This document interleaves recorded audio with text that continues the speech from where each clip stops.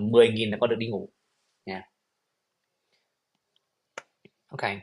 Well, I'm gonna call someone that I have already seen. Hello, Will. I can see you there, but I'm gonna prioritize certain individuals first. Hello, Zootopia. Hello, how are you? I'm fine. Well then, have we met? Yes. Really? Like some days ago. Oh, we've talked already. Yes. Okay.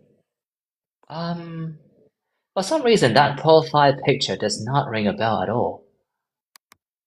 Okay, sure. What do you want? Perhaps a speaking practice session. Yes, I want to practice some part 1 and part 3 questions. Okay.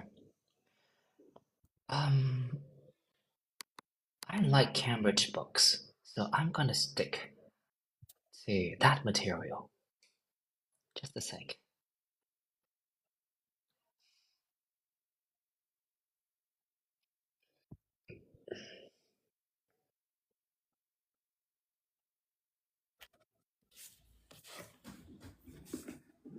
Okay, let's talk about food and cooking. What sorts of food do you like eating the most? I'm a healthy person, so I tend to prefer some healthy meals such as vegetables and home cooked meal. And who normally does the cooking in your home? It is me. I usually do the cooking in my house, and my mother also does that. I often I often wake up early and then do batch cooking to eat for a whole week. Do you watch cookery programs on TV? I often watch on YouTube, not on a TV program. I often see some cookery program of famous chefs in the world. Yes. Thank you. Nice. We're going to move on to speaking part 3. I'd like to discuss with you 1 or 2 general questions related to what you have not been talking about. Let's talk about different types of home. What kinds of home are most popular in your country and why? I think the most popular type of home in my country would be detached house. You can see detached house in the countryside, in the most of the countryside region, and in the city you can see the most common types of house is like apartments. And why? And the reason I think the countryside the countryside is spacious, so people often live in detached house. And in the city, the population is dense. The density of the population is so people often live in flats or apartment to place save the But land. then when people decide to buy a new house or an apartment, what are the factors that they think about? I think the first factor they think about is the price, whether they can afford the house or not. And the second one might be the location, I think. And why?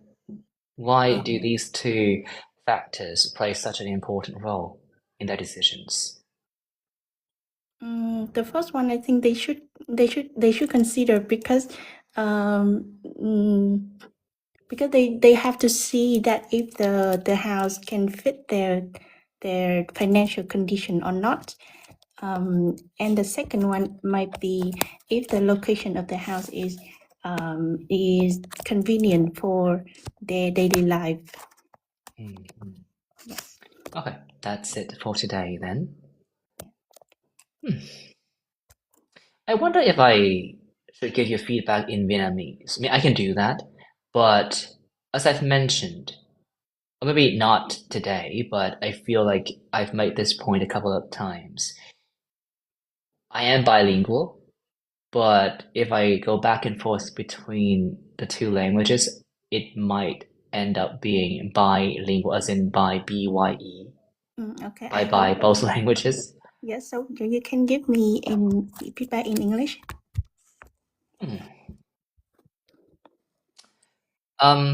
No, but I feel like I'm gonna give it a try today. So you're the exception to the rule, and if things go well, then I'm gonna credit you in the next sessions. Cái phần bài nói ở đây thì hôm nay có những cái điểm cộng lần trước thì vẫn giữ được. Nói cái phần part 1 thì mở rộng idea được này, phát âm rất là dễ nghe, từ vựng gọi là cũng đủ, chưa linh hoạt lắm nhưng mà có đủ nha. Cái part 1 ấy thì có một cái đoạn đó là mấy câu đầu mình cảm thấy là bạn hơi chật vật, mở rộng idea, nhưng mà sau đấy là lúc mà nói về cái đồ ăn xong rồi là nói được sang kiểu là nói về thói quen mình làm ấy. Thì lúc với cái mạch idea nó nghe gọi là dễ nghe hơn hẳn luôn ấy. Còn lúc mà ban đầu nói là có thấy theo kiểu trả lời nó chỉ vòng vo đúng trả lời cái câu hỏi đấy thôi, nên là nghe nó hơi bị bí. Thì thoát được đoạn đầu. Không có lỗi đặc trưng về ngữ pháp hay từ vựng đâu. Mỗi tội là nó cũng không không có nhiều từ vựng đặc trưng lắm. Đấy, nên là dùng thêm một số từ nữa liên quan đến đồ ăn. Khi mà bạn nói được về cái việc mà bạn nấu đồ ăn, thông thường cái việc mà lấy được ví dụ cụ thể là một cái hướng rất là tốt để mình có thể bắt đầu có những cái từ vựng nó gọi là cụ thể hơn, thay vì là mô tả nó rất là chung chung và vô thưởng vô phạt đấy. Đấy thì đấy là ok. Bạn thể mô tả thêm một chút về cái thói quen ấy. Đấy, như cái câu về tần suất hay là những cái câu về ý là cái bước nấu ăn, nếu mà có đủ từ vựng nhá, bởi vì cái bước nấu ăn đấy cũng phải có từ vựng thật là vững ấy, thì mới nói được, còn không là cũng sẽ nghe rất là lộn cộn. Cái đấy nhưng mà cách triển khai đoạn này là ok. Cái những câu đầu thì cố gắng là phải tập nói khoảng từ 3 đến 5 câu gì đó, nghe thì hơi lạ, nhưng mà khi mà luyện tập đấy là một lời khuyên mà mình nghĩ là rất là đúng đấy, bởi vì là cái ấn tượng tốt lúc nào nó cũng sẽ có giá trị hơn so với việc là mình cứ nói theo kiểu là 1-2 câu thôi, xong rồi giám khảo người ta không biết là liệu mình có nói được không ấy. Đấy thì cố gắng là mở rộng chi tiết ngay từ đầu. Ví dụ câu hỏi là what sorts of food do you like eating most, thì thực ra là đây là những cái câu mà rất là dễ bị rơi vào cái bẫy là cứ liệt kê ấy. Các bạn chỉ có thể nói được nhiều món, nhưng mà bạn nên nói 1-2 món, sau đấy là mô tả cái bạn thích nhất của cái món đấy là cái gì, hoặc là bạn mô tả quanh nó là chính. Cái từ vựng về thật sự là cái từ vựng về gọi là vị, hay là thật sự là cái cấu trúc đồ ăn, cái texture của đồ ăn nó cũng rất là khó nhá. Mà cái này thì bạn sẽ tìm hiểu thêm. Còn nếu không, bạn có thể nói kiểu là well, I mean, I certainly enjoy a wide range of dishes, but my favorite has got to be chicken noodles. I mean, it's not as popular as, beef noodles, but for me, what I really like about it is the broth. I mean, it's tastier in my opinion, and I also enjoy chicken a lot. So, I have chicken noodles on a regular basis, especially on the weekend when, I have like nothing going on and I can treat myself to, a nice breakfast without having, to rush to work later on. Thấy không? Theo một câu đấy là không có cái từ nào thật sự là đặc trưng về gọi là lẩu gà cả. Không phải là lẩu gà, là phở gà chứ. Chỉ nói một câu là thích cái nước, sau đấy là nó ngon hơn thôi, chứ mình không đi sâu vào những cái gọi là thế nào là ngon hơn, thanh hơn này, cái đấy là rất là khó nhé. Mình phải tìm thêm. Nhưng sau đấy mình mô tả thêm về cái việc là tôi ăn phở gà như thế nào, tôi ăn phở gà thường xuyên hay không, rồi là kiểu cuối tuần ăn thì có đặc trưng gì, như kiểu là mình sẽ không cần phải gọi là lao đầu đi làm. Đấy thì cái việc mà bạn mô tả chi tiết kiểu như vậy thường sẽ ấn tượng tốt hơn so với việc mình theo kiểu trả lời đúng câu hỏi nhưng mà nó là kiểu liệt kê ấy. Liệt kê là không được, là cái thứ nhất là nên sửa cái đấy. Còn với part 3 nhá, ra thì nó chỉ có một cái lỗi bao trùm của cái phần gọi là lỗi thì không hẳn, nhưng mà là cái điểm có thể nâng cấp hơn, đó là cái phần part 3 ấy. Cũng đừng chỉ trả lời cái câu hỏi thuần, phải có thói quen là mở rộng lý do ra. Ví dụ mình hỏi câu đầu nha là what kinds of home are most popular in your country? Thế thôi, nói luôn là có một detached houses and apartments, đúng không? 2 câu hết bài. Đấy không phải là một cái dấu hiệu của gọi là mình có khả năng triển khai idea một cách nhẹ nhàng. Cái vấn đề là như vậy. Thế thì khi mà bạn trả lời câu hỏi kiểu như vậy, bạn có thể nói là well, there are various types of home that are popular, but I suppose the first one that I should mention would be detached houses. Chú ý là ngữ pháp cái house là đếm được ấy. Thì khi mà mình nói về cái gì đó chung chung phải thêm chữ S ở đấy, tức là cái dạng số nhiều ấy, detached houses. Đấy. Trước khi mình nhảy sang cái apartment thì phải chủ động nói xem là detached houses nó sẽ phổ biến không hẳn là vì lý do gì mà nói được vì lý do thì càng tốt nhá. Nhưng mà nếu không nói được lý do thì mình cứ mô tả nó ra. Right? So I think that the first one that I should mention now would be detached houses. I don't think that you can find like lots of houses like that in crowded metropolitan centers like Hanoi and Ho Chi Minh City because it's very expensive to live in these areas, and if you can afford to live in a detached house, oftentimes it means that you're super wealthy, or at the very least you have to share housing expenses with at least 10 other individuals. And I suppose that's why when people think about like detached houses in Vietnam, they often think about the countryside because there's a lot more land there, and people can actually have their houses and their gardens, which is fantastic in my opinion. The only disadvantage of like living in detached houses in the countryside is probably the fact that like you don't really have access to entertainment options like you do in big cities. Bạn nghe hiểu ở đây không? Dạ, Tức cái mạch văn ở đây ấy, nếu như bạn tức cái mạch văn theo kiểu mà triển khai là lý do xong rồi là giải thích các thứ là ok nhá, ok hết, chỉ có tội là phải tức là mình phải chủ động hơn cho cái mảng đấy. Còn nếu không ấy, thì bạn phải cái tinh thần của phần part 3 nó luôn luôn là mình thảo luận. Cái vấn đề thảo luận của bạn, người ta hỏi là why, bạn không trả lời why, bạn chỉ nói một câu đúng một câu là why, hoặc bạn bắt đầu kể chuyện cũng không sao cả. Giám khảo người ta không thích người ta sẽ tự dừng thôi, không vấn đề gì đâu. Nhưng mà nếu mà chỉ đúng trả lời theo cái câu đấy á, là what kinds of home are most popular, trả đúng 2 câu nhé, thì bạn lại đang không thể hiện khả năng thảo luận. Đấy. Nên là cái vấn đề lớn nhất của part là như vậy thôi, mình cứ ngồi nghe mình không thấy là ờ, không không không thấy cái dấu hiệu nào là bạn sẽ chủ động bổ sung thêm cái thông tin ngoài cả. Thì cái mà mình làm mẫu đó là cái để cho bạn tham khảo dạ. nha. Đấy, khi nói về detached houses thì như thế nào? Tìm thấy ở đâu? Không tìm thấy ở đâu? Tại sao ở Hà Nội người ta không thích không thích mà là không ở detached houses nhiều? Đó. Mình nghĩ là cái đấy là cái chính, còn tất nhiên là cái phần từ vựng á, tức là hôm nay từ vựng nó không sai nhiều đâu ấy, nên mình trả nốt lại. Nhưng mà cái đấy nó không sai nhiều chỉ đơn thuần là vì bạn vốn không nói nhiều đấy nha. Dạ, cũng từ với cũng simple.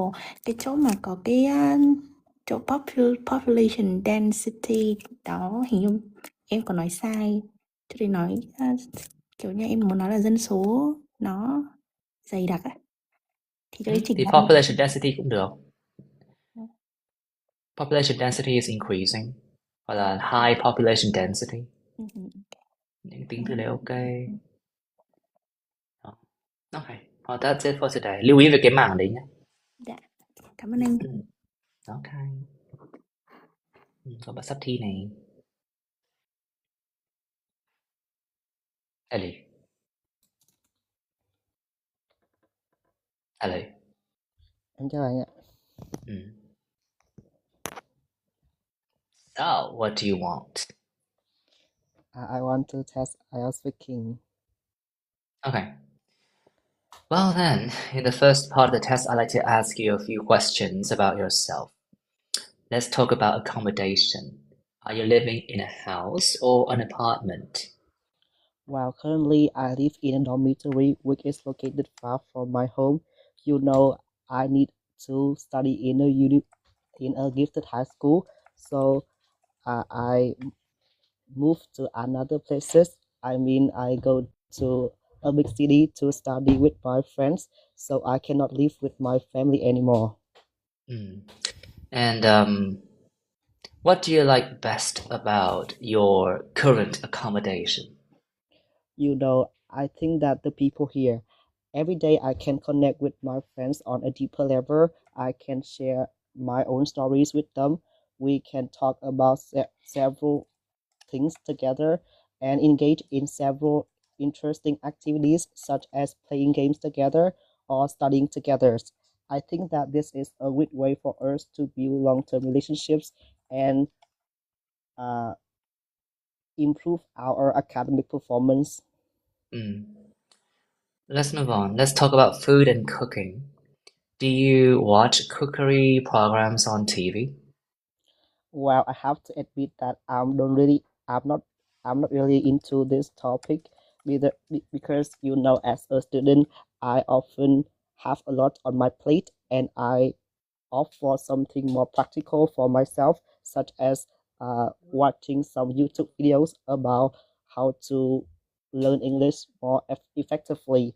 So cooking is something quite difficult for me. So I think that in the future I will make it a point to dive into this topic. In general, do you prefer eating out or eating at home? Well, I guess that I love eating at home. Whenever I have a chance to eat with my family, I can definitely connect with my family members on a deeper level. After a long time studying in another place, uh, eating with my family allows me to share my stories and talk with them about what I really care Thank about you. my life. Thank you.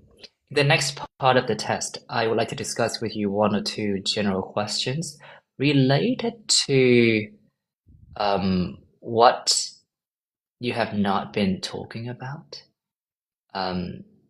What do you think are the advantages of living in a house rather than an apartment?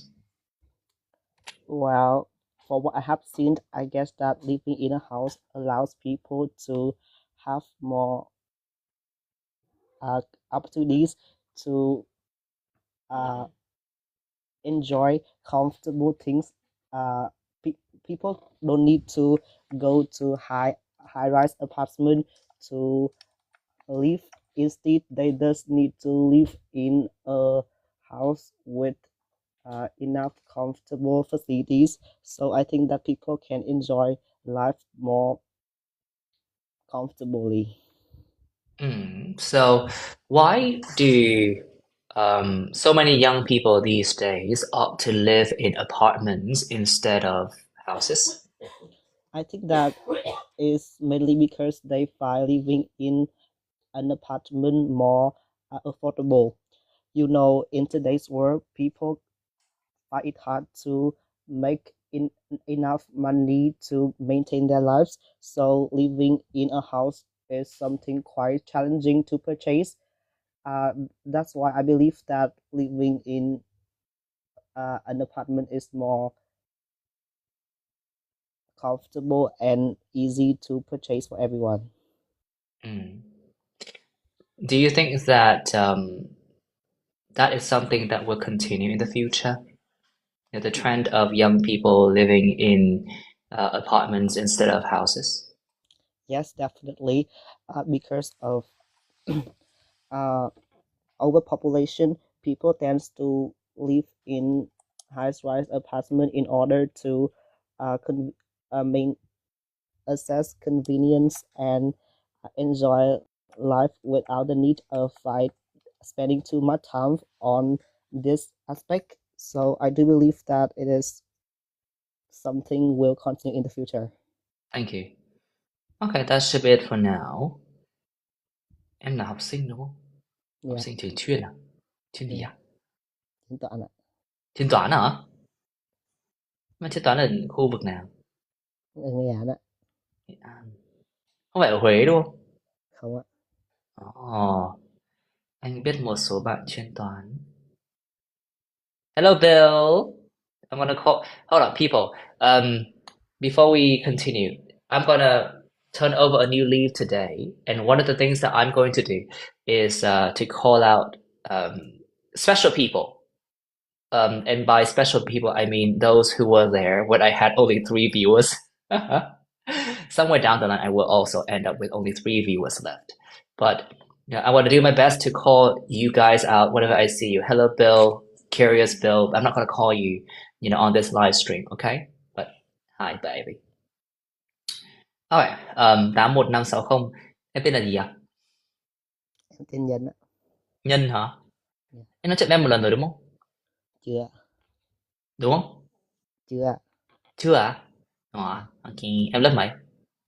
Em lớp 11 ạ. Cưng quá. Chuyên toán. Gần đây cũng gặp anh cũng dạy một bạn, không phải dạy một bạn, nhưng một bạn học chuyên toán cũng học lớp writing. Anh thấy là hội chuyên toán này học rất là trâu nhá. Kiểu học môn gì cũng trâu ấy. Thật đáng ghét. Không những là thông minh mà còn học trâu nữa. Như thế này, cái tư duy của em ấy nó rất là tốt. Nên là mình sẽ thống nhất với các bạn đấy. Tất cả những cái gì em nói vừa rồi đều hiểu hết. Và cái mạch idea của em nó phát triển rất là dễ hiểu ấy. Nó không bị gọi là luộm cuộn mà nó cũng không tự đưa mình vào cái thế bí. Chỉ có một số chỗ là em hơi thiếu từ vựng thôi. Ví dụ như là cái đoạn em nói là không, tức là ở ở ở apartment ấy, thì nó dễ chi trả hơn đúng không? Thì em thể dùng cái cụm đó là more financially viable. Đấy, more affordable. Đấy, những từ như thế. Còn tất nhiên là em vẫn xoay sở được cái cách mà em mô tả cái đấy, anh nghĩ đấy là điều rất là tốt. Có một số chữ sai là nhà dormitory. Đấy, cái từ đấy anh cũng không dám đọc, anh dùng nó bao giờ, anh chỉ dùng dorm thôi. Em phải tra lại cái từ gốc của nó nhé. Còn em phải dùng cái dạng là dorm. I'm living in a dorm. Đấy.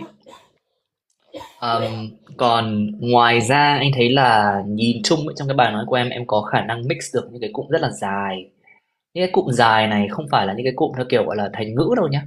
Cụm thành ngữ dài là một thế mạnh rồi, nhưng có những cái cụm như kiểu là nó theo cái gọi là nó là bình thường thôi, nhưng mà nó là các cái từ không phải ghép lại nhờ ngữ pháp ấy. Thì anh thấy là đấy là một cái dấu hiệu tốt để chứng minh thấy là cái nền tảng fluency của em rất là tốt ấy. Như kiểu em nói là well, I have to admit that. I have to admit that nó cũng có thể coi là một cái cụm gọi là câu cửa miệng ấy. Nhưng mà anh thấy là khi em nói câu đấy nó rất là mượt. Rồi là connect with them on a deeper level. Nó cũng hơi hơi corny, cũng này nghe hơi corny, nhưng mà thôi được rồi, tùy. Anh nghĩ là nó có một số cái cụm nhá, khi mà cụm dài về thành ngữ rồi là phrasal verbs hay collocations ấy, đấy, những cái cụm mang rất là quy ước rồi. Thì những cái cụm như vậy ấy, thì xác suất học được nó sẽ tốt hơn. Còn cái cụm theo cái tính chất là tức là nó là những cái từ riêng biệt, xong rồi mình tự nhiên mình gộp nó vào, mình kết nối nó với nhau dựa trên là nó có nghĩa và nó dựa vào ngữ pháp ấy. Thì những cái cụm đấy thông thường ấy, là cái chỗ mà mình tức là ngày khi anh nói anh cũng sẽ là người bị phải suy nghĩ xem là cụm đấy như thế nào ấy. Thế anh thấy rằng là cái phần nói của em ấy là em hoàn thành cái nhiệm vụ là kết nối cái nghĩa đấy rồi. Nhưng có một cái vấn đề lớn trong cái bài nói của em ấy là em không có nhịp. Đấy. Em nói nhạt như nước ốc ấy, như chết trôi ấy, không có cái nhịp gì hết đâu. Không có máu lửa, không có tình cảm, không có yêu thương, không có trìu mến gì hết. Em nói như là một cái tảng đá vậy ạ. Đấy, như là mây trôi luôn ấy. Không có gì gọi là máu lửa trong câu nói của em cả. Thế thì anh nghĩ là thế này, em có thể tập cái mà em cần tập, một là chunking, nói theo cụm nhá. Cái này anh nghĩ là sẽ nắm được nhanh thôi. Và thứ hai là em nên giãn cũng như là nhấn âm. Đấy, ví dụ như em sẽ nói em một câu như này. Anh sẽ đưa một câu, chắc là câu này câu mẫu của anh thôi và anh không nhớ em nói cái gì hết á. Thì em bắt trước nhá. When I was a kid. When I was a kid. Phải nhắc lại gọi là xịt keo luôn, chán quá. Bắt trước lại em phải giãn cái âm ra nào. When I was a kid, thở cái âm ra. When I was a kid. One more time. When I was a kid. When I was a kid. Kid. Đi xuống và lên nào. When I was a kid. When I was a kid. Gần được rồi. Đấy, em bắt đầu có sức sống hơn rồi đấy. Nào, when I was a kid. When I was a kid. Không được. Lại như nào. When I was a kid. When I was a kid. When I was a kid, Gần được. When I was a kid, I didn't like mathematics that much. em đâu nghe được ạ. Đây là câu đấy nhé. Câu thứ hai này. I really em là chuyên toán đúng không? Đây anh sẽ cho em một cái ngoại lệ đó là I really like mathematics. I really like mathematics. I really like mathematics. I really like mathematics. Đấy, câu này bắt đầu có tình cảm hơn rồi đấy. Because the exercises were very interesting. Because the exercises are very interesting. Were because these exercises were really interesting. Đấy. Đó, em phải đi xuống và lên như vậy. Lúc em nói bình thường anh này như này. Đấy là cái đường của người chết ấy. Đấy. Còn anh cần em phải đi lên đi xuống. Đôi khi là anh có cái intonation rất là hay gặp, đó là xuống và lên hoặc lên và xuống ấy. Thì em nên tham khảo cái đó vào thì câu là sẽ hay hơn. Mình nhắc lại nhé. Cho anh 3 lần đi. When I was a kid, I really liked mathematics because the exercises were really interesting. When I was a kid, I really liked mathematics because the exercises were really interesting. Ôi rồi, cái a kid của em ấy, anh thật là không có một cái tuổi thơ nào bất hạnh như cái chữ kid đấy của em. Lại nhá. When I was a kid, when I was a kid. When I was a kid. Đấy. Lại đi, hay. When I was a kid, I really enjoyed learning mathematics because the exercises were really interesting. Đấy. Thêm 3 lần nữa đi, xong anh sẽ cho em về. When I was a kid, I really enjoyed mathematics because the exercises were very interesting. Gần đúng. Anh nói là because the exercises, để làm cái âm mà anh nghĩ là em hơi lười khi em nói. Nó số nhiều exercise ấy, là because the exercises were really interesting. When I was a kid, I really enjoyed learning mathematics because the exercises were really interesting. Đấy. Anh nghĩ là với cái kiểu tư duy như của em khi em phát triển ý nó thế mạnh rồi. Nhưng em lưu ý rằng là toàn bộ cái phần đấy thật sự khi ban đầu anh nghe em nói ấy, anh sẽ chắc chắn sẽ không thêm điểm cao đâu, bởi vì là em không có một cái nhịp nào hết ấy.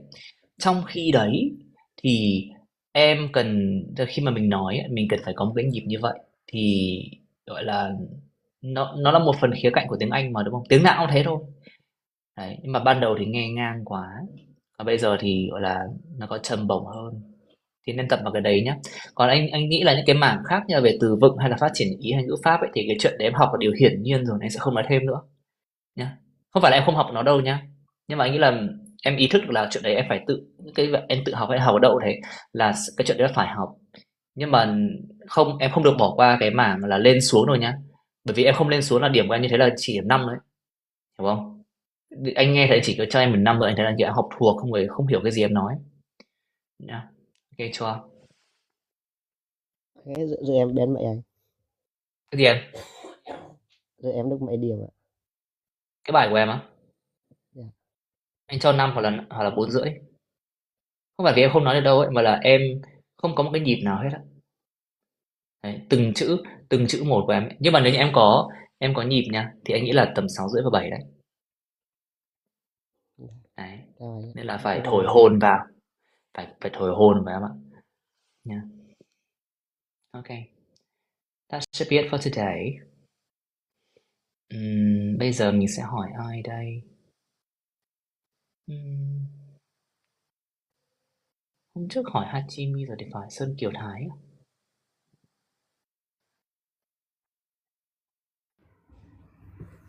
Hello anh. Hello. Really? Okay, so can you hear me? I can hear you, but hi, Will.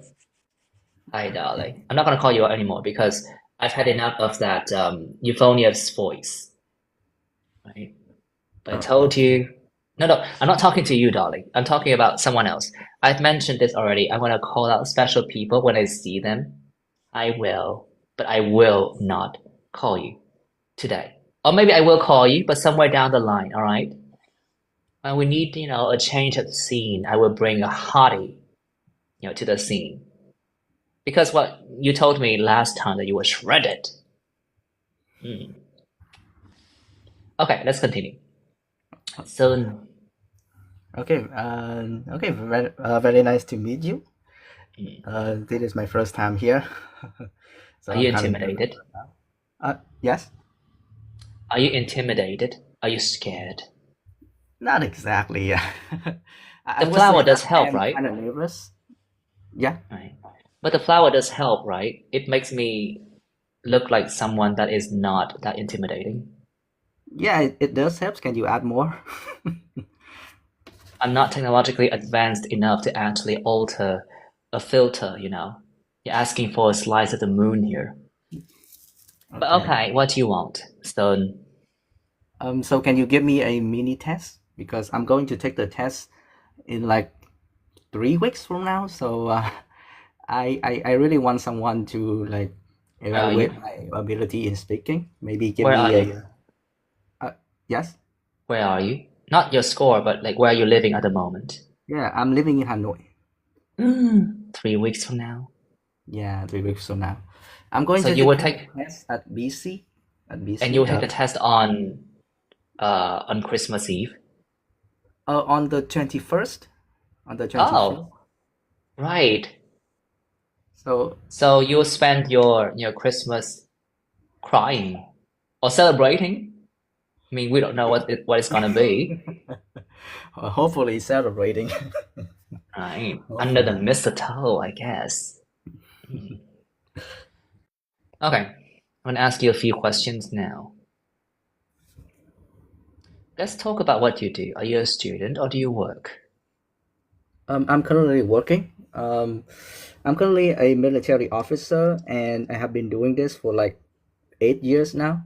So the best thing about my job is that, well, a lot of people in my family, a lot of my family members, they are very proud of what I do. So I think that is the best thing about it. Okay, well then, is there a job that you would like to try? Not at the moment. I can't think of anything right now, but like, if there is a job that I want, then I will probably want to be a YouTuber in the future, because I watch a lot of YouTubes, and I'm actually a big fan of a really big YouTuber called PewDiePie, and I really like the like the way that he is living right now. I think that's the dream. So right now I have no intention of changing my job, but maybe in the future, if I have to do it, then I will become a YouTuber. Interesting. Okay, let's talk about colors. Do you have a favorite color?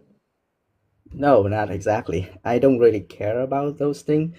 I am not a person that care a lot about aesthetic. So as long as something looks beautiful, I don't really care what color is it. But if I have to choose, then I guess I would choose black, because most of the time I wear black clothes. Okay. And is there a color that has a special meaning in your country? As I mentioned before, I don't really care about color, and so I don't really know. But if I have to say, then I guess the color red and yellow, because, well, they are represented in our, like, in our country flags, probably. Probably. I no, I mean, I think probably the color, those colors are important in, like, in our country. I'm not saying that the the like the color yellow and red are probably on the flag. It is definitely on the flag. I'm saying that the like the probability that the color red and yellows are important in Vietnam is not exactly certain. Somebody might call the police on you, for what you said. Yeah, but I'm speaking in English, so I can blame that on miscommunication. Okay, let's continue. In the next part of the test, I'd like to discuss with you one or two general questions related to what you have just talked about. No, you were not talking about this. something that you're going to talk about, okay? Let's talk about reading in children. What kinds of book are most popular with children in your country and why? I don't really follow what children normally read because I don't have any children at this point. Maybe in the future, but in the past, the types of books that were most popular among children is probably folk tales, something like a Little Red Riding Hood was kind of popular at the time because I think that because that is what I used to read, so probably. Do you think that in the future, do you think that it is more important for children to read books about science than, ones about art? Well, I wouldn't say any one of those is more important than the other. I think they are both equally important because for children you want them to develop like comprehensively on all aspects. So like you want them to read about science and also about art, many other things as well, maybe history, to see what is their talent. So I wouldn't say that one certain types of books is more important than other, especially for children. Why do you think that some children do not read books very often? I think that's probably because they just find books boring. I mean, a lot of adults also think so. So, and children are usually attracted by something that is a little bit more flashy with many different colors. And most of the time, books, unless it is a comic or manga, then like a regular books will not have a lot of colors to attract children. So that is probably why they find those books kind of boring. How do you think children can be encouraged? Oh my God, sorry. How do you think children can be encouraged to read more? As I mentioned before, children tend to be attracted to flashy things. So I think maybe you can transform or you can convert the regular book into something that is much more appealing to children. Maybe add a lot more pictures and a lot more colors into the books, but keeping the same content. Maybe that can be an effective way to encourage them to read more books. Okay, that should be it for today.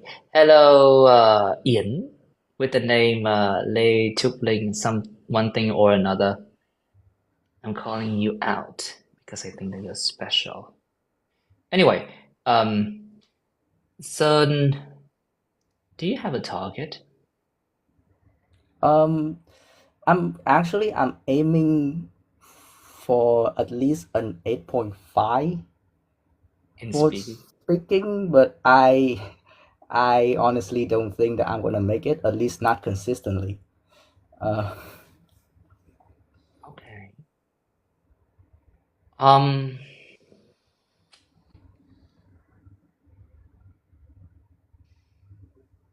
What am I supposed to say here again? Okay. Right. I think that you clearly know how to speak English, which is taken for granted at this point. Here are some of the mistakes, and then we're gonna talk about how you might make strategic improvements to take you closer to that score. Okay. I thought that your answers in speaking part 1 were very natural, including the part that you were unsure about the colors of our own national flag. Sorry about that. I also found it strange that you said that you didn't care about aesthetics, but you followed that with something like as long as your clothes are beautiful, that's okay. Yeah, Does that mean that you don't care about the aesthetic appeal of an item? yeah, that is a quite a blunder from my part. I should have said something more specific. No, I should say that I don't care about the detail of the aesthetics or something like that. So Okay. yeah, Well, that was a big blunder. okay. Well, how should I say this? I thought that your answers were fine, except for a few minor details. But how can I say this? I swear that I had something very sophisticated to say, but it has slipped my mind. Okay, we're gonna move on. So in speaking part three, unfortunately, you opted for the wrong tactic. So the first question was, what kinds of book are most popular with children in your country? And you decided to essentially, you know, escape that situation by saying that you don't know much about children's current preferences. There's nothing wrong with that, but I don't think that's a good way to start speaking part three. There's nothing wrong with saying that you don't know much about something, but I feel like for you, that mentality led to another issue, which was your lack of willingness to participate in a discussion. Understand? So your answer to the very first question was really short, and I couldn't tell if you were able, to actually participate in like a lengthy discussion because of that particular answer. Of course, you made somewhat of a recovery towards the end, but I guess when it comes to part three, my rule of thumb is that even when you don't know much about the topic that you're having a discussion about, you should always take the initiative of presenting your arguments, and you have to force yourself to make speculations. So even if you don't know what books kids are reading these days, you have to speculate. All right?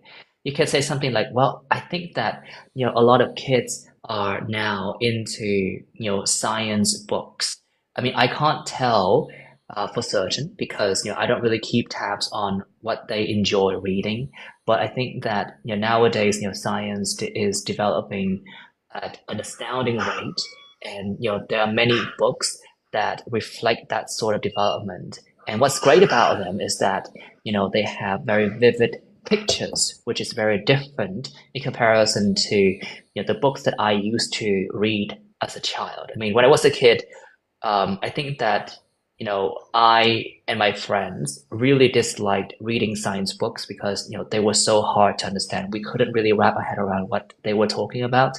But science books these days are so vividly illustrated, and I guess that's why a lot of kids enjoy reading them.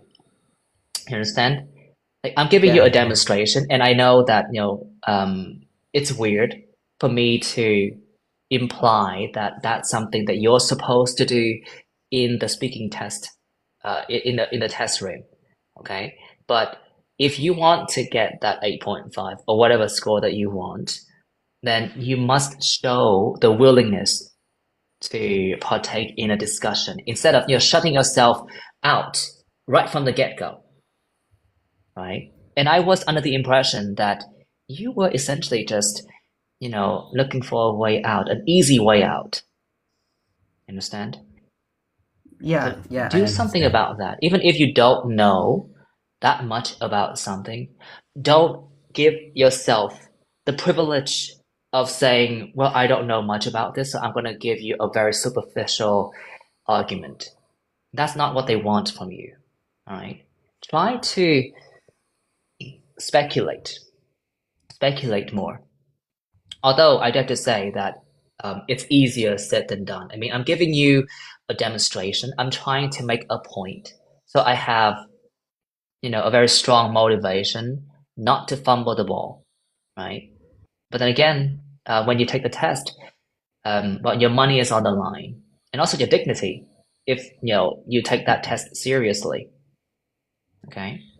And then for the second question, I asked you to make a comparison. You said any of those, that grammar isn't good.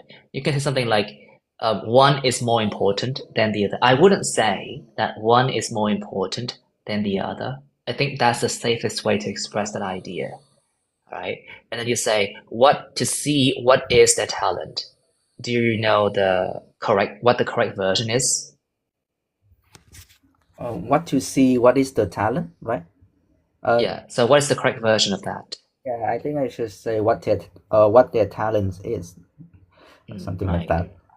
So obviously you are aware of that type of advanced grammar, but as you can tell, like on the spur of the moment, you might not be able to control your grammar that well. That's something that you need to get to grips with. Okay. So let's round up some of the pieces of advice that I have given you. First of all, in speaking part 3, do not take the easy way out. There's nothing wrong with saying that you don't know much about something, but I feel like when you practice, you're not supposed to like indulge that kind of mentality, because that's something that you do when you're having a conversation with a stranger or someone that you have already known very well, and their job is not to assess your speaking skill. Okay?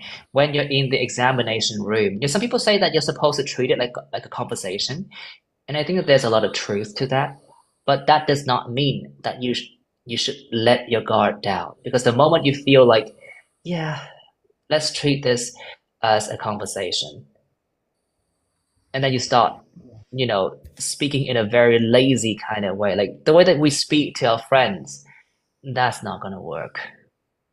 Okay, that's the first thing. And I do think that you need to get to grips with some of the minor grammar mistakes along the way. And I don't think that they are systematic, which means that they can be very tricky to deal with.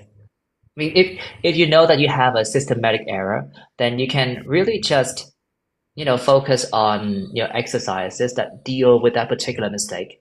But, if your mistakes are really spontaneous, then I suppose the only way for you to, get to grips with them is to talk about the same thing again and again. Okay? Yeah, thank you very much for your detailed feedbacks. I just want to ask one tiny question. You did mention about how you should speculate when you encounter something that you don't know what to what to say. For example, that first question in I was speaking part 3. So actually I did do that a lot of times before, but honestly I'm just not that good at speculating or just basically telling lies. So do you have any tips on that, or I should just practice? Tips. Well, the thing about, making speculations is that, first of all, like in a very mechanical way, you have to put yourself uncomfortable in an uncomfortable position, right? So it can get very strange at first. And perhaps you would like to go over the same speculation a couple of times so that you can polish your ideas. As you can tell, I mean, I got nothing. It's something that doesn't necessarily come naturally to me because I still struggle to generate ideas from time to time. Even when I'm, supposed to be in my comfort zone, talking about something that I'm supposed to know a lot about. It still happens to me. It's just that, well, the ball is in your court, essentially. I have nothing to say. I have nothing to offer you. Okay, thank you very much. So can you give me a score on that, on my performance? Look, I'm gonna be a foul person, and I'm gonna give you a 7. Not because you don't possess the potential to be more than a 7, but like when you were, talking to me, you were very lazy in part 3. I mean, I disliked it. Okay. Okay. Thank you very much. I guess I will try harder in part 3 next time. Thank you. Okay. All right.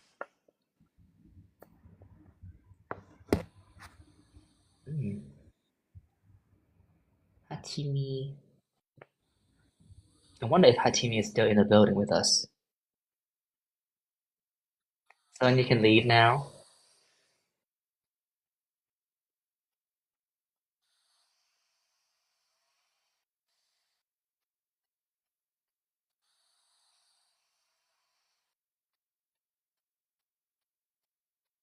Wow, Hatimi không có ở đây. Chuyện buồn tâm trạng. Đặt tên. Hello. Hello. Can you hear me clear?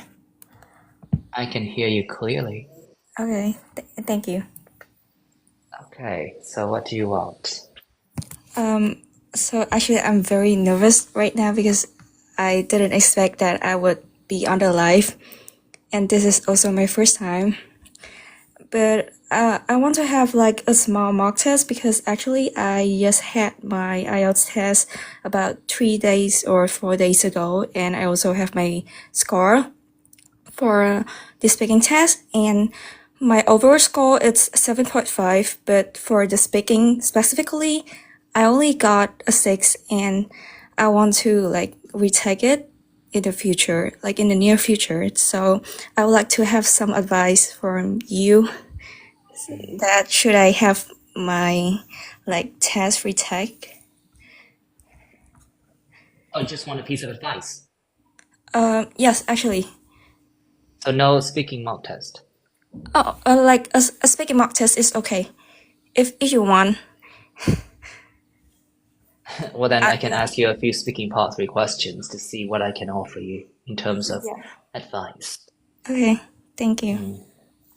All right, now let's talk about reading for different purposes. Are there any occasions when reading at speed is a useful skill to have? Can you repeat the question, please? I'm just distracted by something on my computer. Sorry. I imagine that would be my pretty face. Are there any occasions when reading at speed is a useful skill to have? Well, I would say yeah, it depends on different jobs and different occupations. Like for some specific jobs, like interviewees, or you are like an MC or something, you have to read something really fast and you also have to remember it in mind. But for some normal job, like I think regular jobs, I think it's not really important to read everything really fast and do not remember anything about it. Well then, how can we cultivate the ability to read at speed? Well, talking from my personal experience, I think people should read more often and also try to read faster over time. And they can also revise what they have read after read a passage or a news online so that they can also enhance their cognitive ability. And I think it's also improve their speed while reading.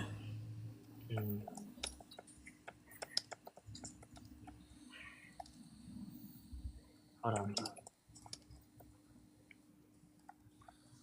Are there any jobs where people need to read a lot? Well, I'm thinking of some jobs right now. Firstly, I think for like if you are a researcher or something, you would have to read a lot of documents and also a lot of researches about some specific topic in life. Furthermore, there are jobs like teachers, I think, because they would have to read and acquire a huge amount of knowledge in order to deliver it to their students. Yeah, that are two jobs that I think of right now. In the future, do you think that your people will have to continue reading at speed at work? Well, I think in the future, with the advancement of technology, people can be greatly assisted by artificial intelligence so that they can assist them in reading, that they can give them a brief Thank you. summary Do you of. think that's going to be an advantage or disadvantage?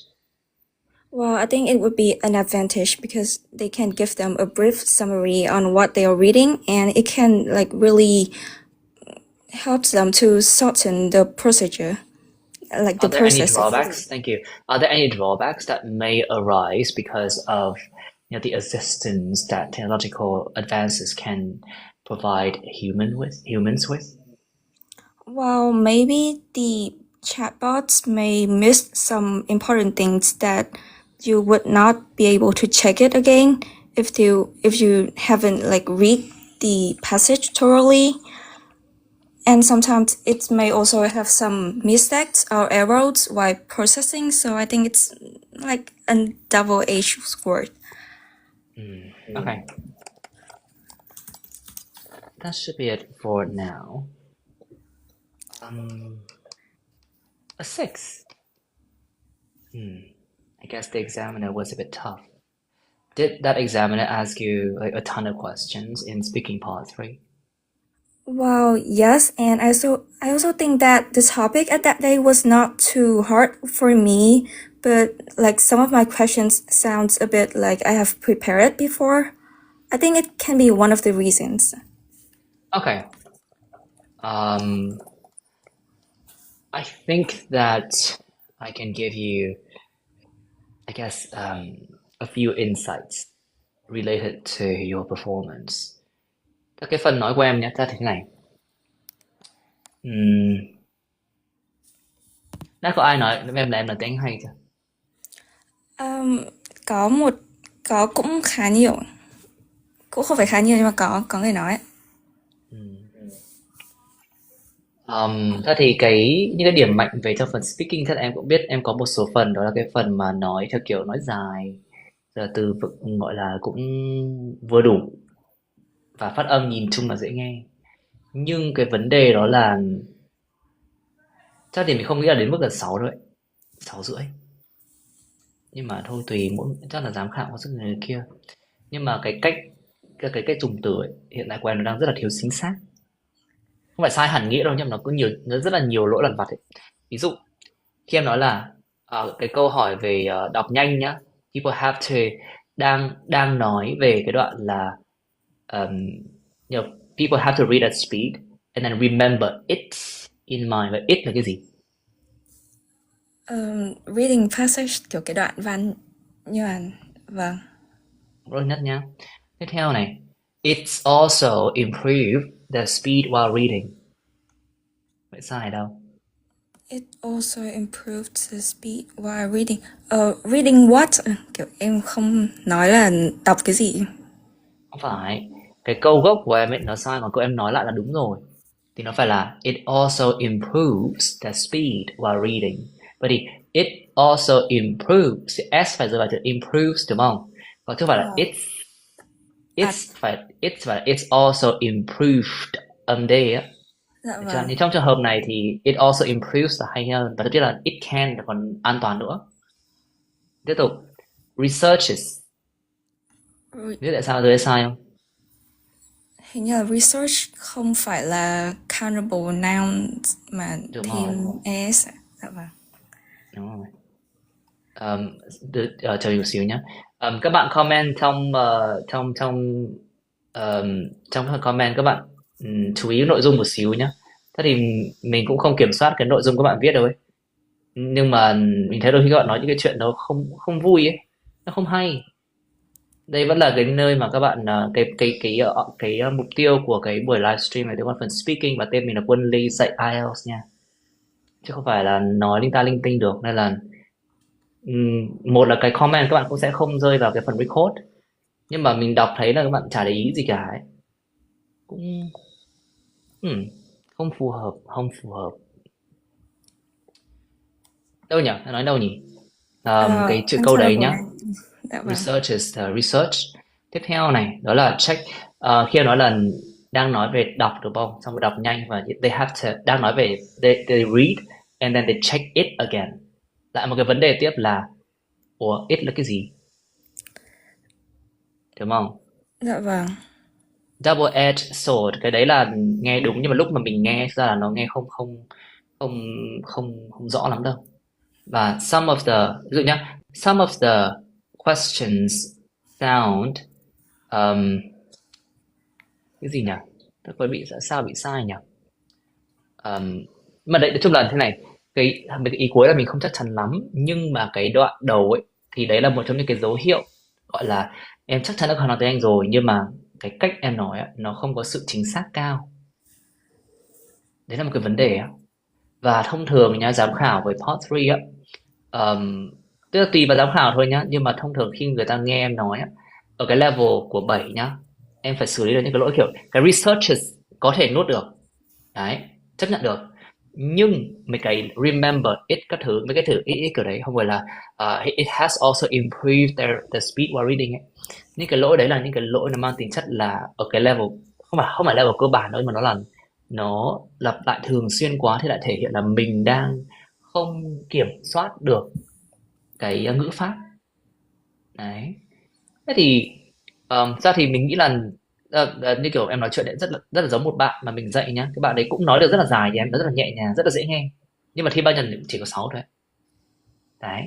Mà nó lý do là vì bạn ấy cũng sẽ mắc cái lỗi như kiểu của em hôm nay ấy, là sai thì không sai nhưng mà gọi là đúng được thì cũng không đúng. Rất nhiều Dạ lỗi kiểu ngữ pháp cơ bản ấy. Đấy, nên là thì mình nghĩ là cái điều quan trọng khi mà em muốn ôn thi lại nhé, em phải thật sự giải quyết được những cái vấn đề kiểu như thế. Còn cái việc mà mình nói cái âm nó dễ nghe hay là cái phát âm các thứ là nó là chuyện hiển nhiên rồi, và bây giờ cũng không ai khen chuyện đấy cả. Nên là mình phải hiểu đó là cái điều hiển nhiên, còn sau đấy mình phải cố gắng cho những câu nói của mình nó được chính xác hơn. Đấy. Mình có nhiều bạn học sinh là học trường kiểu quốc tế, hệ quốc tế, giọng giọng Anh Mỹ này, đi thi vẫn 6.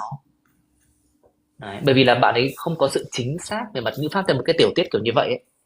Trong khi những cái bạn khác có thể là cái âm của bạn không hay lắm nhưng mà cái câu của bạn đấy đã rất đúng, nhưng các bạn sẽ không thể nói là it's also improved mà sẽ nói là it also improves hoặc là it's also improved. Đấy, hiểu được không? dạ Đó, vâng. thì em có thể thử một cách khác đó là khi em tập nói á, nếu mà cái này khó nha. Mấy cái lỗi này nó là nếu mà lỗi theo kiểu gọi là lỗi nó to đùng đoàng ấy thì là đấy mình cứ dí cái dạng bài đấy mà mình luyện tập thôi. Còn đây cái lỗi của em là lỗi theo kiểu gọi là nó chả systematic gì hết á, là lúc được lúc không. Hay là thầy được 26 lần 990 TOEIC, thầy được rất là nhiều lớp chờ mình xíu. Thầy được rất là nhiều khóa TOEIC hay cho các bạn học nha. I'm pitching myself as a part-time promoter. Yeah, that's all. Anyway, đấy thì mình nghĩ là em phải xử lý được cái phần đấy. Còn theo cái điểm 6 này nó cũng chán nhỉ. Nghe này mình không nghĩ là 6 đâu, mình nghĩ là 6,5 minimum ấy. Bởi vì là nói dễ nghe này, không phải là phát triển idea nó cũng tường tận. Có thể là cái từ vựng của em nó cũng hôm nay là từ vựng nó mình nghe thấy là hợp lý với level 6,5 là ok rồi. Đấy, nhưng mà những cái lỗi ngữ pháp kia là nghe là lần 1 là còn châm trước nhưng lần 2 là không châm trước nữa. Nó trừ rất là nặng luôn đấy. Dạ vâng ạ. Còn với cách sửa thì như ngày xưa mình học sửa nhá, thì mình sẽ là sửa theo kiểu gọi là mình viết câu ra thôi mình sửa lại, mình nói theo câu đấy, mình viết hẳn câu ra để mình sửa. Nhưng mà chỉ làm khoảng 10 câu thôi là chán rồi. Đấy là cái việc có thể là khi mình nói mình sẽ nói lại một số ý. Đấy. Nhưng cái vụ nói lại này nó lại khó ở cái chỗ là em phải là người ý thức được về cái lỗi sai đấy cơ. Đúng không? Dạ vâng. Thế em phải kiểu record lại hay là... Record lại cũng được. Nếu Dạ như em muốn vâng. làmก็phải record đấy. Thông thường là tức là mình cái vai trò mình là người người xử lý được ấy, nó sẽ luôn luôn tốt hơn với cái việc là tôi sẽ có một người khác làm kiểm soát cho mình. Đấy, nhưng mà có người khác chỉ là lỗi sai thì cũng được, nhưng mà thế thì mình lại không đóng cái vai trò là tôi phải có một cái tinh thần là chiến đấu, đúng không? Đấy, thì có thể là em sẽ record lại rồi là tự sửa. Đó. Dạ Nhá. vâng. Em cảm ơn ạ. 6,5. 6 thì hơi hơi đắt. Các bác chấm gọi là phải gọi là thương người thương vạn vật, chứ bây giờ chấm mà cứ như kiểu là police như này là không được. Thậm chí police phải mắt nhắm mắt mở ấy. Okay, that should be it. Thank you. Okay, thank you.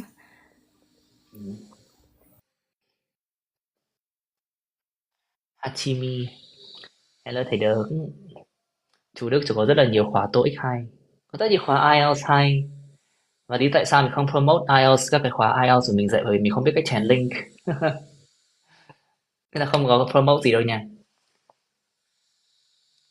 Ủa, cái nhỏ Hachimi này nhá, tôi gọi cô mấy lần rồi ấy, cô chả vào gì cả.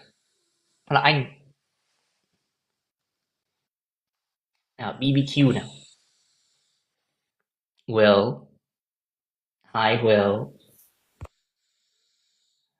Hi BBQ.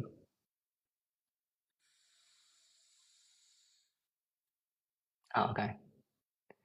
I'd like to shout out two people, Mr. Đức, who has lots of interesting TOEIC courses and IELTS courses. You're definitely going to get a good bang for your buck when you sign up for courses with him.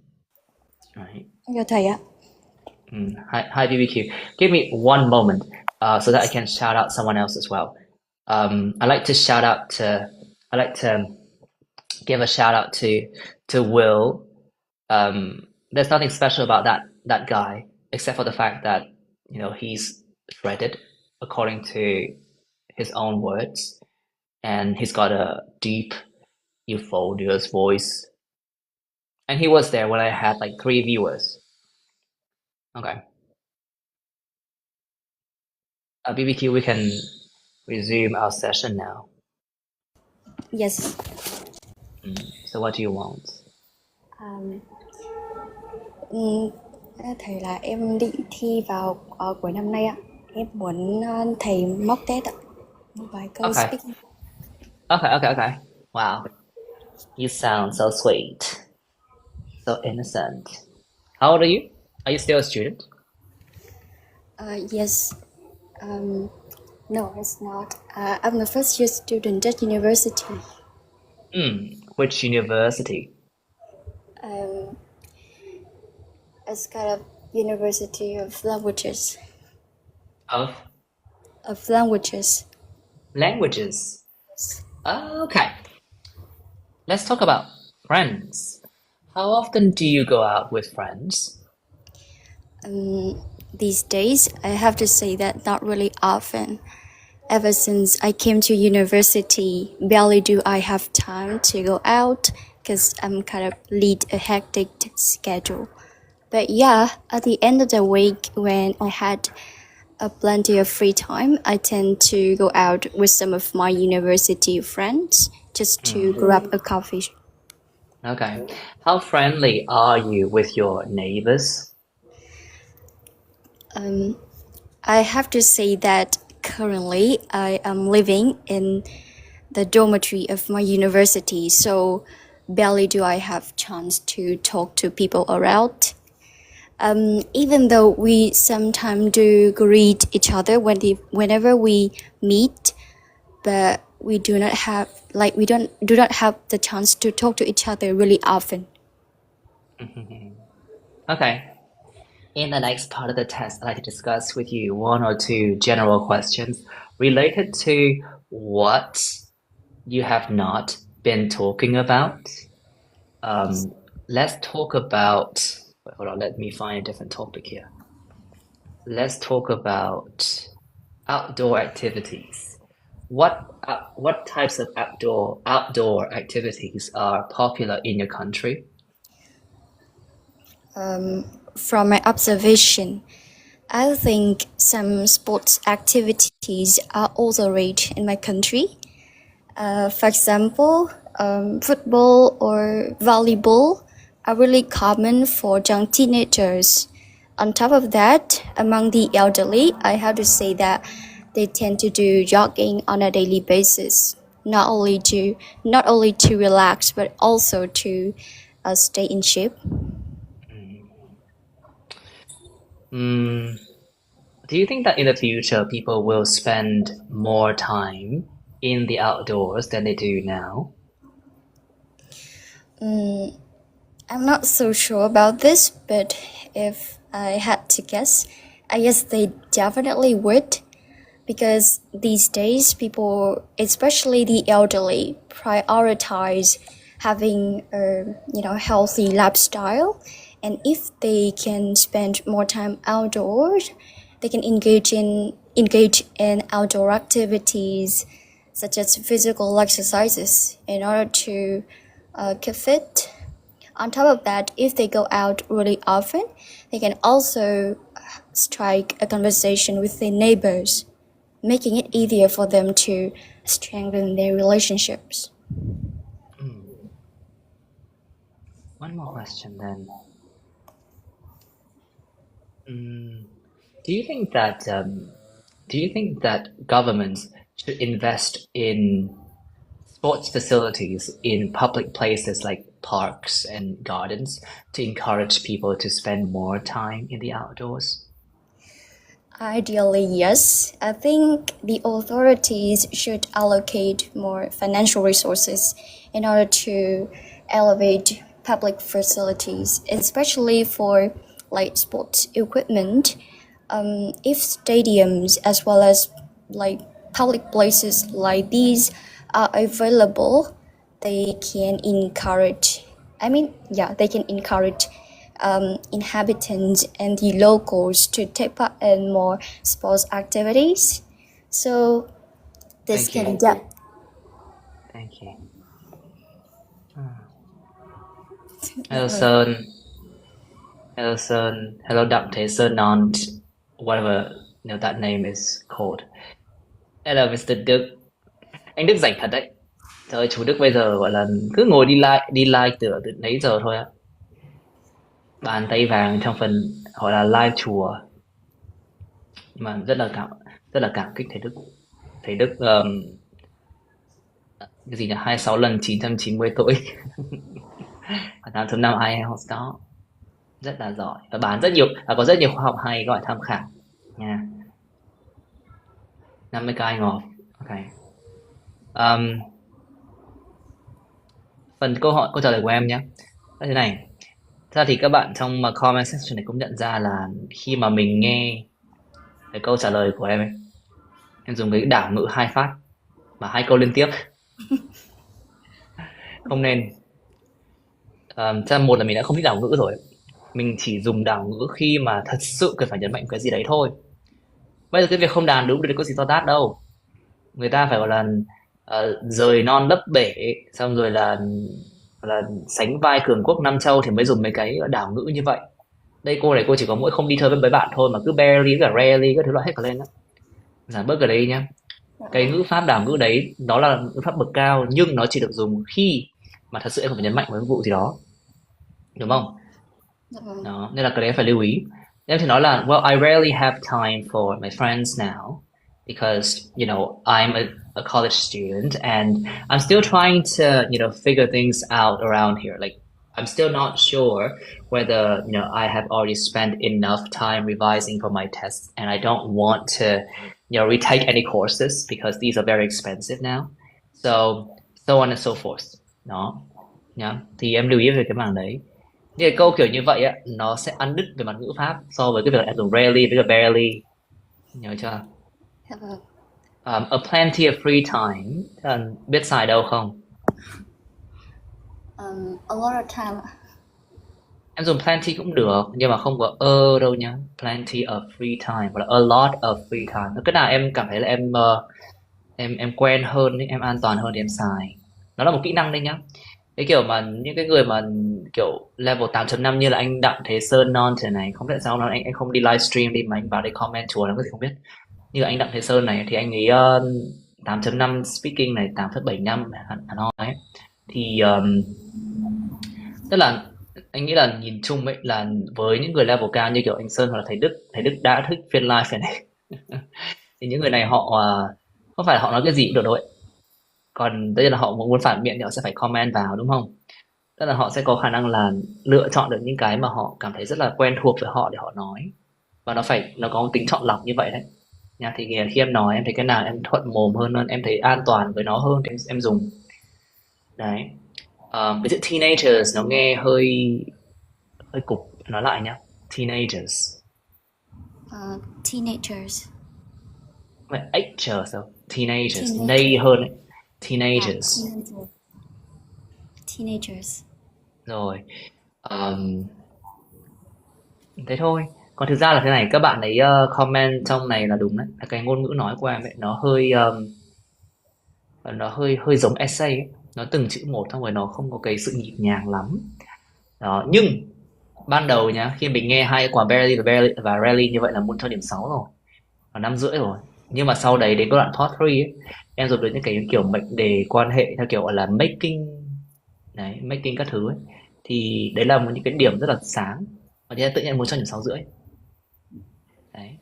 Thì thế này, tức là cái phần những cái điểm mạnh về phát triển ý thì em nên phát huy, dùng từ vựng các thứ nữa nhá.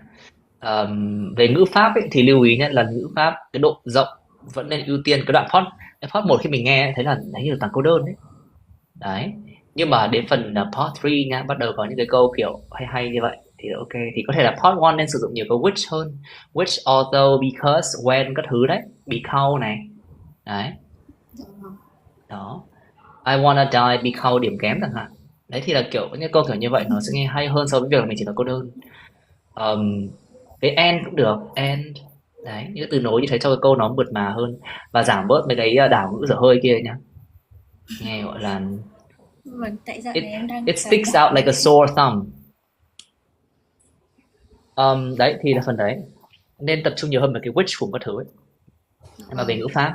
Mà tất nhiên là về cái nhịp âm của em, cái nhịp âm của em, cái hiện tại em có nói tiếng nhiều không? Không đúng không? Rồi nhưng mà đắn đo thì là không rồi còn gì nữa cô. Tức là cái phát âm của em ấy thì là đây là kiểu phát âm là của cái người mà có phát âm hay nhưng mà không nói nhiều, nên là nó hơi cứng ấy. Nó cứng như gạch ấy. Nó cứng như là cái mochi khi mà nó khô rồi ấy. Đấy. Thì cái mà em muốn là cái loại mochi mà nó mềm mỏng ấy, thì em phải nói nhiều. Có thể là nói những cái em trả lời cùng một loại câu hỏi nhiều lần thôi. Đấy. Thì có phải là nó mềm mượt không, bởi vì cái bản chất cái phát âm của em ấy là phát âm rất là hay. Nhưng hiện tại thì nó cứng ấy, nó cứng như là cơm khô ấy. Nó không kết dính gì cả, nó không có mềm mại. Nhưng mà bản chất rất là hay. Như cái teenager nó phải là teenager, đúng không? Teenager. Một ví dụ thôi. Đó. Nhưng mà quan trọng là vẫn phải bỏ bớt cái rarely và barely kia nha. Nghe không thể mê nổi. Vâng ạ. Ok. Ok, bye bye. Dạ vâng. Đây có mỗi Will này.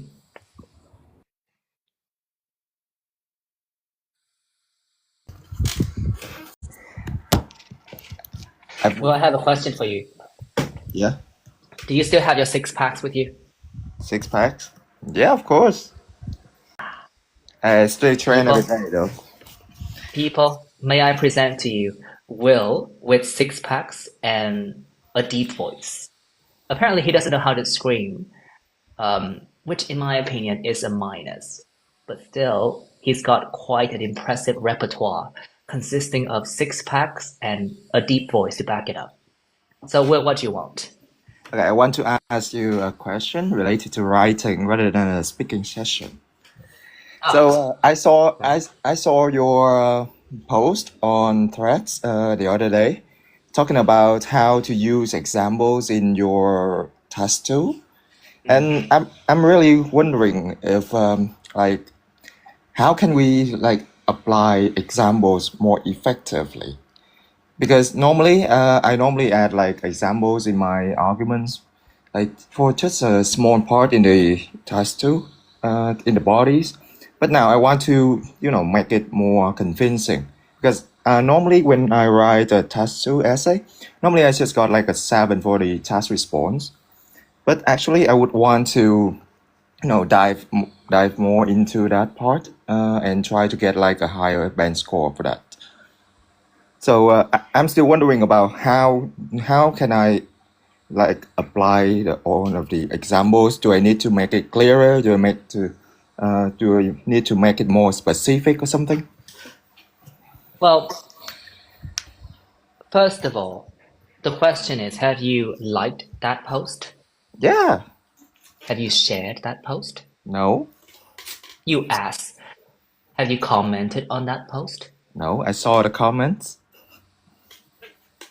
I read them. Well, then you need to do more than just dropping a heart so that you can get more information from me. But for now, I'm gonna give you the benefit of the doubt and I'm gonna address your question.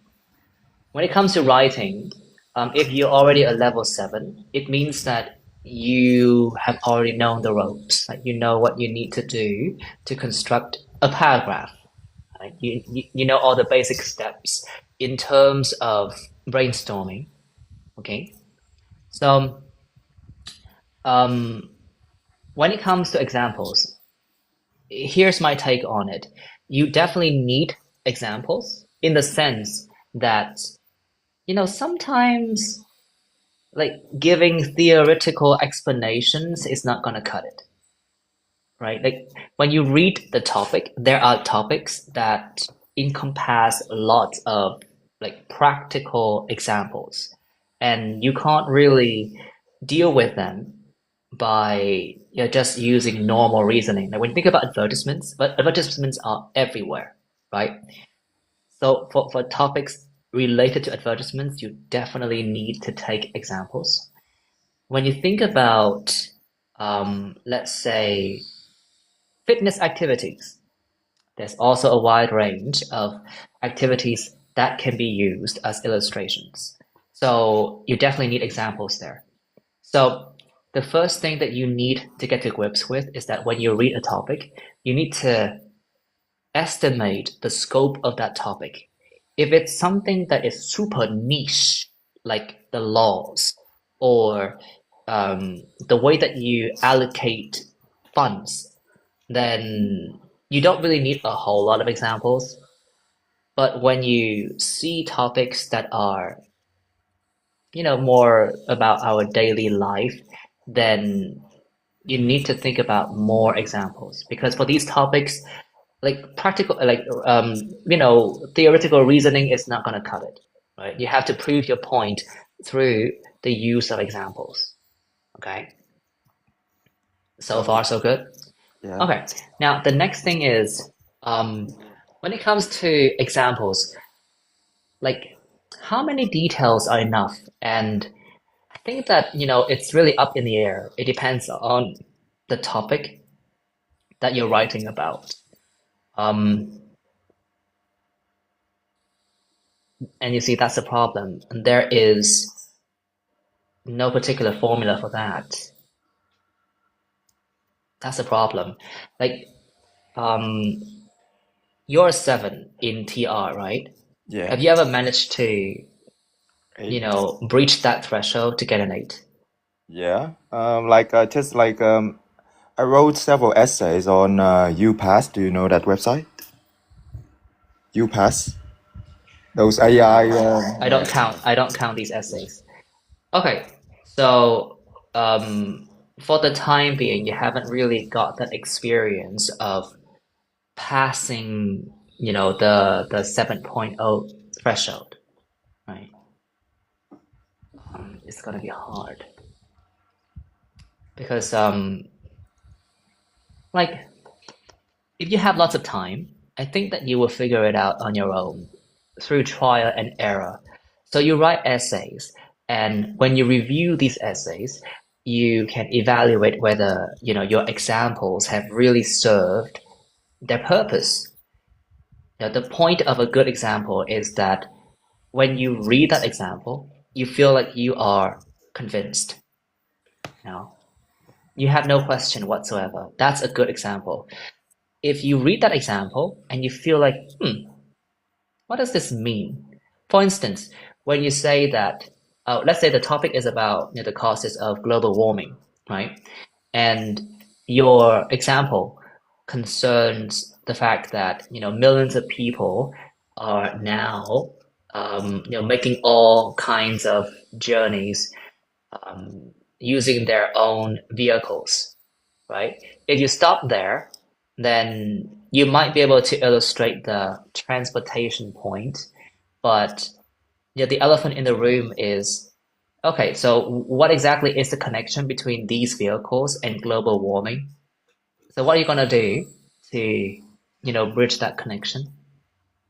So I talk about the emissions of carbon dioxide, something like that. Good. So you need to say that these vehicles release greenhouse gases such as carbon dioxide. So you need the word greenhouse gas, and you need carbon dioxide is fine, but you need the word greenhouse gases, right?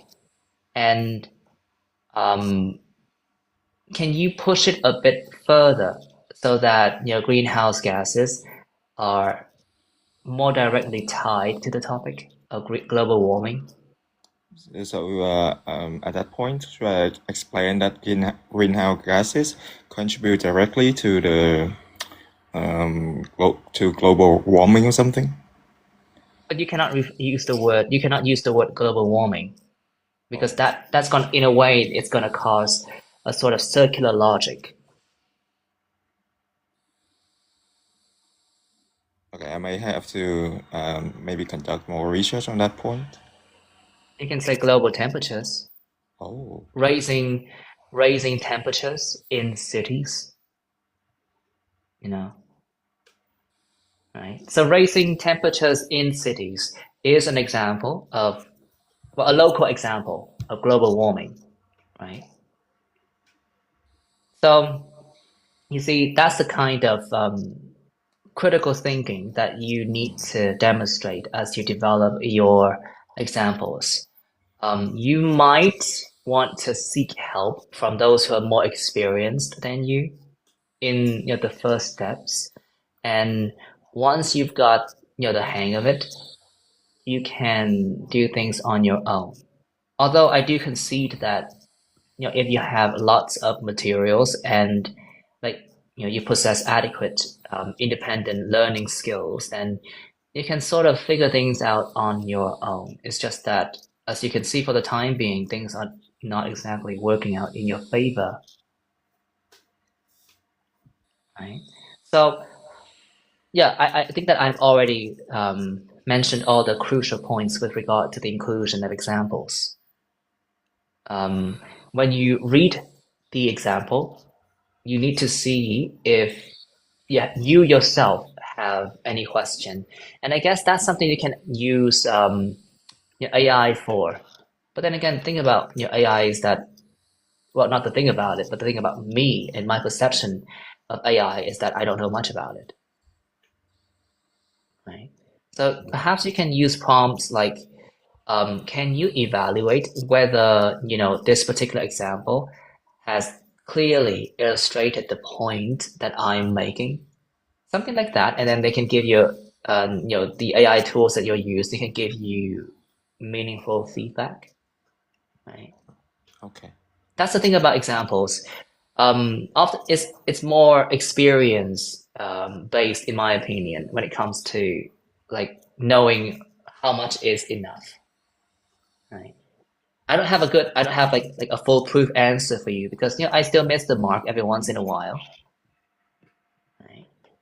But yeah, I mean, using examples is crucial, and it's a skill that you need to cultivate. So you have to learn through trial and error, and I feel like somewhere down the line, once you have tested out different approaches and asked all the right questions, you'll get a feel for it. And then when you give instructions to other people, you'll probably say something that I'm telling you right now. Yeah. Okay. Thank you very much for that. So how do we keep our examples aligned with the task? So normally I would normally go off topic every now and then. So how do I keep my examples aligned with the task then? Maybe do I need to link back at the end of the paragraphs or something? Sure, that's one useful technique. You can do that to make sure that you control the scope of the example that you're using, right? That's one way to do it. But then again, it's not always a necessity.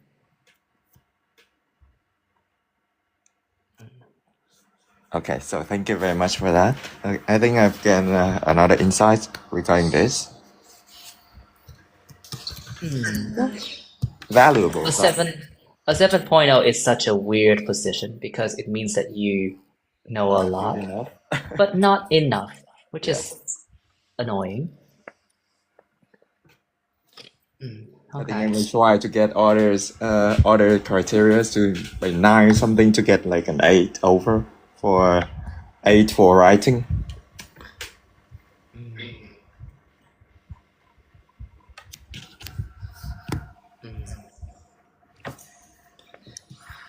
Okay, maybe that's enough for my question today. I will leave the stage for the candidates.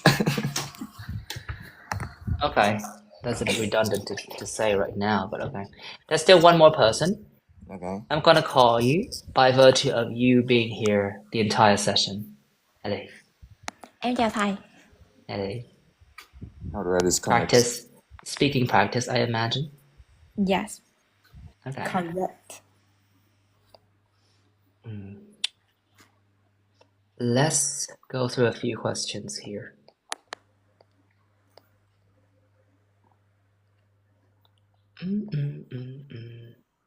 Let's talk about photographs. What type of photos do you like taking? Well, personally, I'm into taking pictures of sceneries, flowers, or small animals, cats or dogs, simply because I kind of find beauty in every small things. And one more reason, I just don't enjoy taking pictures of myself. I'm a bit self-conscious about my appearance, and that's all. When you visit other places, do you take photos or buy postcards? Well, most of the time I would definitely taking photos, simply because I always bring my smartphone with me, so I think it's easier and faster just to take a pictures, and also it's just more personalized. I mean, that's the pictures I took, the angle I chose, so it's kind of present who I am, you know? In the next part of the test, I'd like to discuss with you one or two general questions related to what you've been taught. No, you have not been talking about this. Let's talk about types of weather. What types of weather do people in your country dislike most, and why? Well, from the way I see it, rainy seasons is definitely something people dislike the most in Vietnam, simply because they're always moist, and the high humidity make everything feel a bit dirty and drained. It's difficult to do anything. You cannot dry your clothes or go out, even just a little bit. So yeah. What jobs can be affected by different weather conditions? Well, definitely, manual laborers will be affected the most, simply because their job involves in working outside in harsh working conditions. So, for example, builders, if it's rain, I don't think builder can actually work under that weather condition. However, I think others occupations, say office worker, can also be affected because they don't have private cars to travel around, so they still have to go out in the rain. Thank you. But some office workers do have cars. Do you think that they are affected by weather conditions outside? Still a yes from me. Because say if it's rain, then the weather, the road will be congested. So it's gonna delay and lengthen their travel time. So in a way, yeah. Okay, that should be it. Hôm nay có vẻ như là hơi đuối ha. Có thể cái đề cũng hơi khó. Yeah. Hay dạ. Cái phần photograph thì mình thấy là nói cũng tương đối mượt, tức là cũng có gọi là tiến bộ hơn so với đợt buổi hôm trước. Đúng nhỉ? Không nhớ là như thế nào, nhưng mà có vẻ như là tự tin hơn, nói nhiều hơn nên mình không dừng. Nhưng mà đến part 3 là thấy đuối hẳn. Này. Các bạn mà presents myself thì ok nhá. Rainy seasons is rainy seasons mà đi cùng với is à? Cái số thế nào?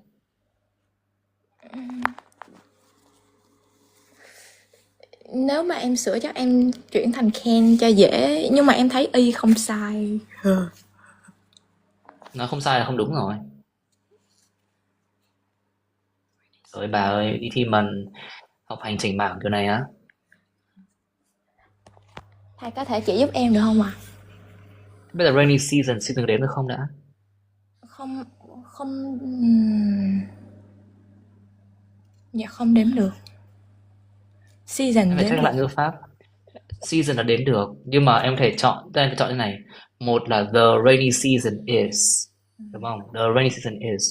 Còn rainy seasons thì sẽ đi cùng với are. Còn cái này mình không chắc chắn lắm, cái từ season này lạ ghê rồi, tra lại nhá. Nào, cứ nói đến Hân Thiên. Rainy là season. Gì vậy trời? Countable or uncountable? Season is a countable noun. Đếm được nha. Nên mình phải dùng một là the rainy season nhé, hoặc là rainy seasons. Cái đấy.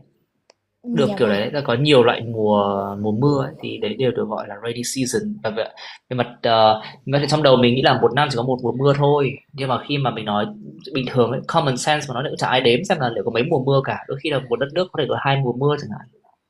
Nhé, thì mình nhìn chung là có thể nói là the rainy season hoặc là rainy seasons are nhá. Vâng ạ. Tiếp tục nhá. Manual labor is definitely manual labor is affected. Thì sai đâu?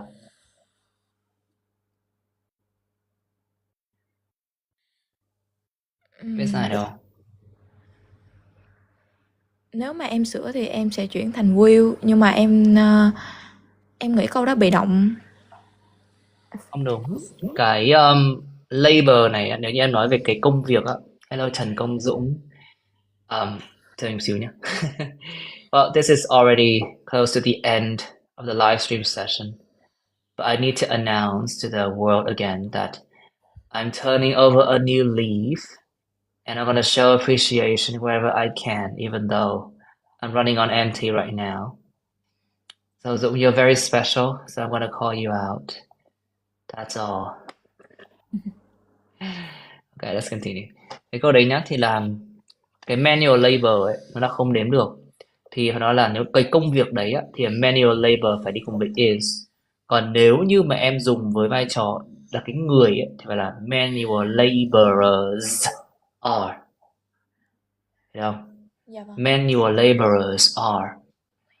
Đấy, sau đấy thì đến đoạn office worker thì em lại không chia chữ s vào. Đến worker thì đã đếm được rồi mà, đúng không? Thì phải nói là em phải dùng là the average office worker hoặc là office workers với chữ s ở đó.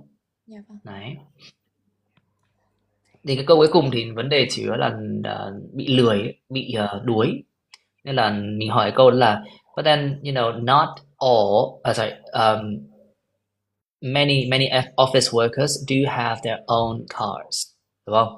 Đấy thì lúc nãy em phải nói về việc là đấy trời mưa tắc đường xong rồi để delay lịch của họ. Ok, Nhưng mà cách nói như thế á, lúc lúc mà mình nghe cái đoạn đấy nói thì so với câu trước nhá, là nghe thấy là lười hẳn luôn đấy. Là chỉ nói yeah. Thông thường kiểu yeah như vậy á, nó không phải là cách hay để end đâu ấy. Một cái thông thường phải cố gắng thôi, là tức là bây giờ không thể nói là sửa ngay được. Nhưng mà thông thường khi mình nói á, thì cái cách mà mình wrap up một cái phần câu trả lời ấy, nó phải là mình thường đi xuống nhá và giãn cái âm ra. Đấy là Dạ. cách gọi là tự nhiên nhất để mình nói với giám khảo là tao chuẩn bị kết thúc rồi đây này. Đấy. Còn khi mà chỉ gọi là hết hết võ rồi ấy, thật sự là unexpectedly ấy, thì mình mới nói kiểu là so yeah. Đấy. Dạ. Khi mình nói kiểu yeah kiểu như vậy tức là mình đang mong chờ họ sẽ hiểu cái tín hiệu về body language của mình để họ ngừng mình, đúng không? Dạ Trong khi vâng. đấy cái bài thi speaking là em phải chuyển hết mọi thứ thành cái ngôn từ ấy. Em hiểu đâu nhỉ? Vâng ạ. Đấy, cái đó là em phải chú ý.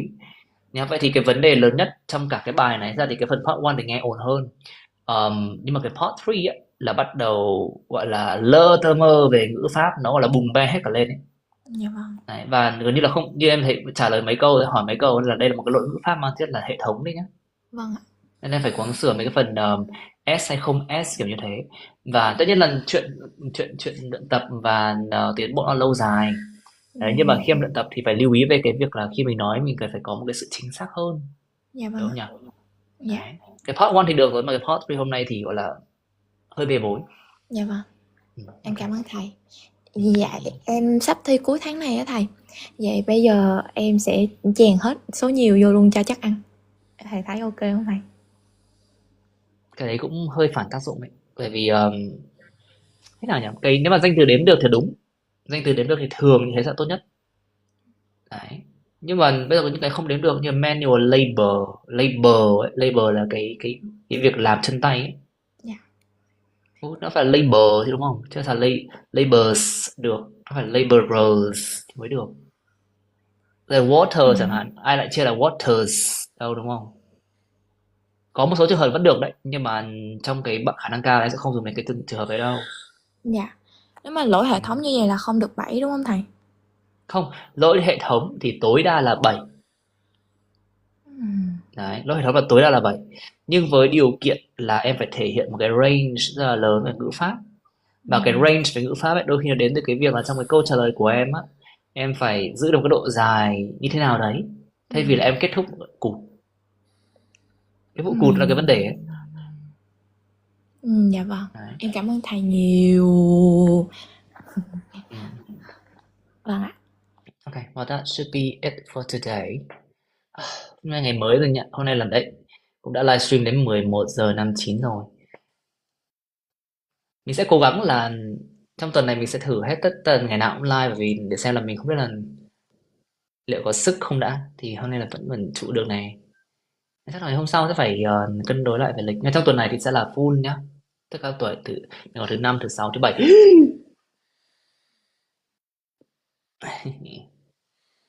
Thứ 5, thứ 6, thứ 7, chủ nhật.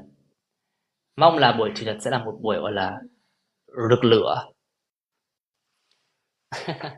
Chủ nhật. Alright, that should be it for today. I'll see you all very soon. Bây giờ thì không được.